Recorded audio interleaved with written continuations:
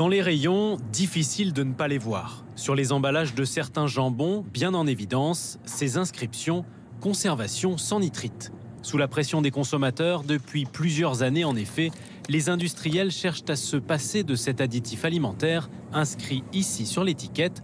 Sa fonction, conserver la charcuterie et lui donner sa couleur rose. Nitrite de sodium, isoscorbate de sodium, je ne sais pas ce que c'est, mais enfin voilà quoi. Moi j'aime bien voir sel, poivre, vous voyez, des choses comme ça. Donc les nitrites, bon, c'est des sels de conservation, mais si on pouvait les réduire un peu, ça serait vraiment très bien.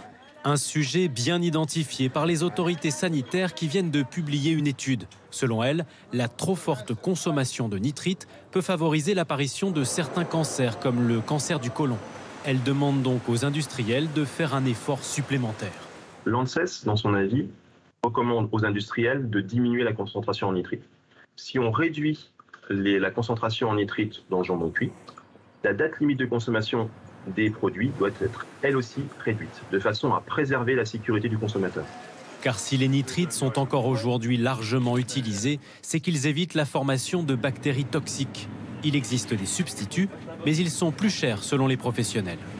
Nous allons essayer de continuer à poursuivre cette réduction, mais chaque fois en veillant à ce que ça ne mette pas en danger le consommateur pour des risques microbiens. Pour limiter les risques, les médecins recommandent de ne pas dépasser 150 grammes de charcuterie par semaine, soit l'équivalent de 3 tranches de jambon.